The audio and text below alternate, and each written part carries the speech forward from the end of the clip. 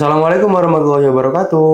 Halo teman-teman kelas program. Setelah video lalu kita membahas tentang basic refrigerasi dan sistem sirkulasi refrigeran, kali ini kita akan membahas tentang sistem kontrol dan pengaman. Sepenting apa sih sistem kontrol dan pengaman pada AC mobil?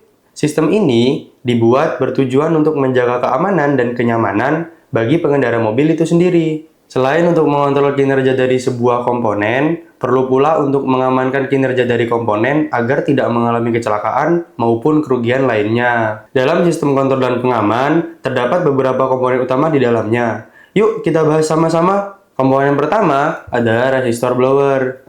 Komponen ini berfungsi untuk mengatur besaran arus yang akan dialirkan ke motor blower. Saat pengaturan blower berada di posisi rendah, resistor blower akan memberikan resistansi yang tinggi, maka akan menyebabkan arus yang mengalir menjadi lebih sedikit dan kecepatan blower menjadi rendah. Namun, ketika pengaturan blower berada di posisi yang tinggi, resistor blower akan memberikan resistansi yang rendah, maka arus yang mengalir menjadi lebih besar dan kecepatan blower akan meningkat. Kemudian, komponen yang kedua adalah termistor. Termistor adalah suatu sensor yang berfungsi untuk memutus dan menghubungkan magnetic cut dengan cara mendeteksi suhu di evaporator. Hal ini bertujuan untuk mencegah frost, melindungi sirkulasi pendinginan, dan menjaga efisiensi kendaraan. Pada saat termistor mendeteksi suhu di evaporator sudah mencapai target atau menurun,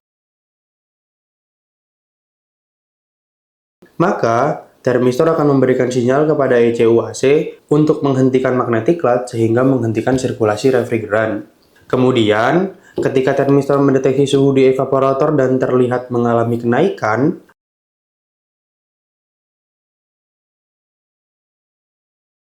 maka termistor akan mengirimkan sinyal kepada ECU AC untuk menghidupkan kembali magnetic cut agar sirkulasi refrigeran berjalan dan menghasilkan udara dingin menuju ke kabin mobil. Lalu, komponen yang ketiga adalah pressure switch.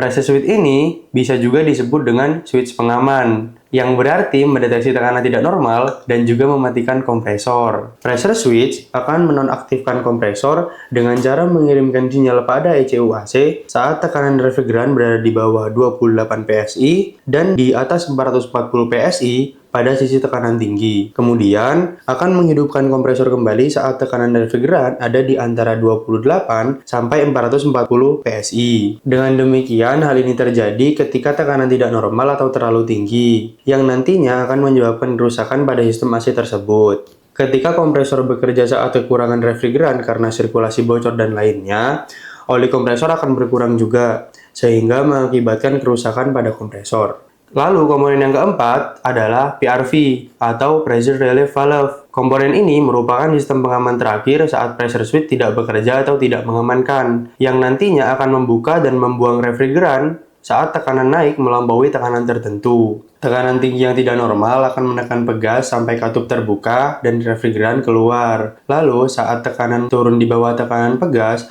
maka katup akan kembali tertutup. PRV ini akan membuka katupnya dan melepaskan refrigeran berlebih pada tekanan 500 PSI dan akan menutup kembali saat tekanan refrigeran sudah di bawah tekanan tersebut. Kemudian, komponen yang terakhir adalah damper limiter. Komponen ini berfungsi untuk mengamankan fan belt saat kompresor lock atau beban berlebih. Damper limiter ini menghubungkan kedua bagian, yaitu pulley dan centerpiece. Mekanisme limiter dipasang sebagai pengaman bila kompresor lock. Pada kondisi normal, pulley berputar bersamaan dengan shaft kompresor dan centerpiece. Tetapi, jika kompresor lock atau beban berlebih, maka mekanisme limiter akan rusak, dikarenakan terjadi gesekan yang menyebabkan panas berlebih, sehingga memutuskan limiter dan mengamankan fan belt. Itu tadi 5 komponen utama pada sistem kontrol dan pengaman. Untuk lebih detailnya akan dijelaskan di in-class. Terima kasih. Wassalamualaikum warahmatullahi wabarakatuh.